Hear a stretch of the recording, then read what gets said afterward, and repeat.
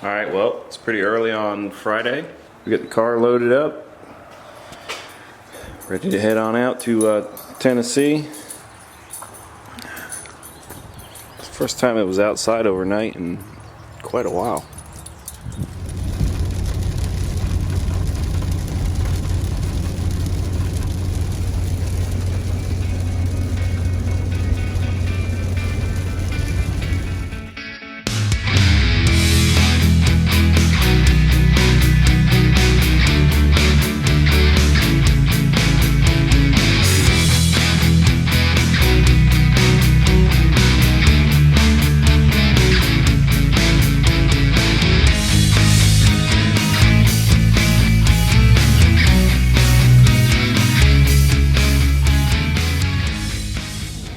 Alright guys, so it's Saturday morning. We're in the truck heading out to Jackson Dragway.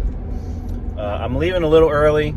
I know Foxcast said not to get there like super early, so I should get there hopefully around 9 o'clock. From where I'm staying, it's going to take me about 2 hours to get there. So, yeah, we should get there, get set up. I'm going to try and hook up that rev limiter for the last time. I had a guy email me and told me to try it out in open loop, so we're going to try that out, see if we can get it to work, and then if we can get that to work and build some boosts off the line, we should pick up I'd say a 10th or so. Anyway guys, we'll pick up here when we get back to the track. Hopefully the line's not too long. Well, we just pulled up and it started raining, so we'll see if it stops and they can dry it off. If not, we'll just be hanging out. Alright guys, so we're out at Ford Takeover. We've been walking around a lot for a couple hours, but it was raining for a better part of the morning and it stopped, the sun's out. I don't know if we're going to get to be able to go down to the track. They are drying it and they're blowing it down, so if we can get down the track, we'll get down the track. And yeah, I guess we'll see how it goes. But it was cool to meet a lot of the guys down here. Got a lot of FaceTime with guys like Neo, Brutal, Funky,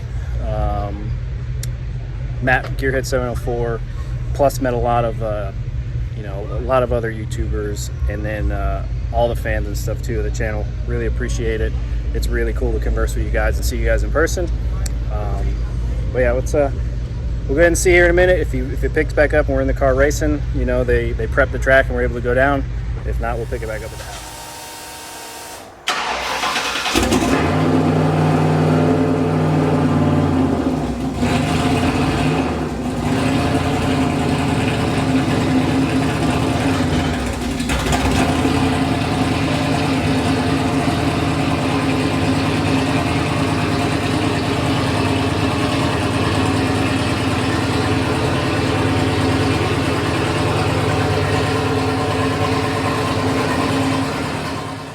Alright, so I really didn't know what to do with this video since Ford Takeover didn't happen, so what I'm actually going to do is go over the difference in my time slips from my best time with the 410 gears and then my best time with the 331 gears. If you don't remember, a couple videos ago I went to show the pass and then I kind of zoomed in on it just to not show the time from the draggy video. Well, I'll go ahead and throw that clip in here now.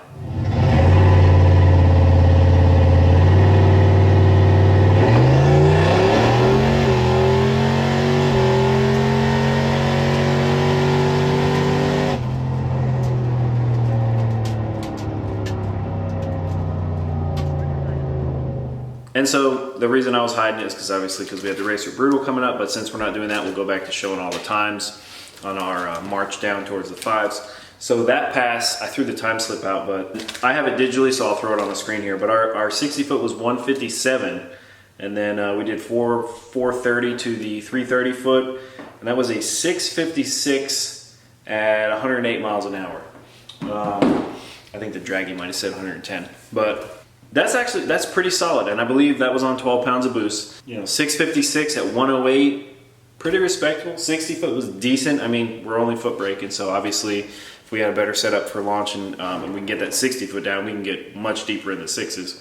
So I'll show the exact same on 12 pounds pass time slip. It almost mirrors the time slip on the 410 gears.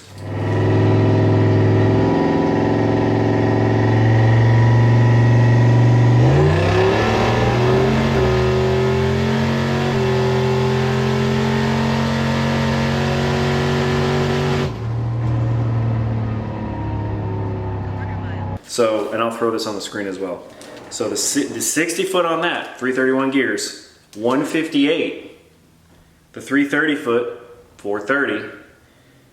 The 8th mile, 655 at 108.8. So people, you know, dogging me in the comments that the 410 is killing me. For quarter mile, yes, but if for 8th mile drag racing, it's not at all. It's running every bit of that. These time slips, I'll put them next to each other. They almost mirror each other. That's how close they are. And this is with a, you know, taller gear. Now, obviously in the quarter mile they're going to differ because the 410 is not going to run out the back. I mean, the 410 would die off at, you know, I think I would cross the traps at pretty close to 6,000 RPM, whereas with this, I'm like 5,600. I think I got up to 120 miles an hour towards the end of my last run the other day. But so then what I went back and did, I went back into the car, I put one more click into the boost controller. We saw pretty much the same boost, 12 pounds all the way through. We saw about 13 pounds at the top of the track.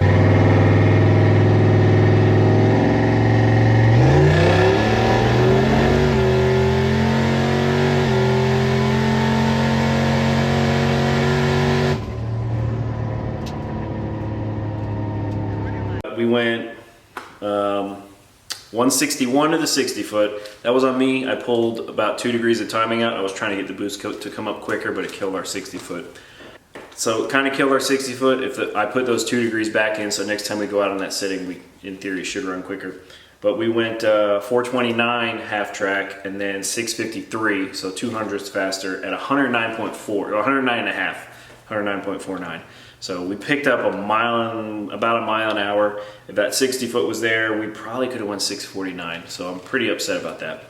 But really all I wanted to put out there is 410s versus 331s for 8th mile on this car, this setup, no difference at all. Like I said, these slips mirror each other. There's probably some sort of driver shift difference that maybe makes the one a few tenths or hundredths even off the other. So, you know, that kind of, you know, it semi debunks the myth of like, hey, 410s are killing you with a turbo setup.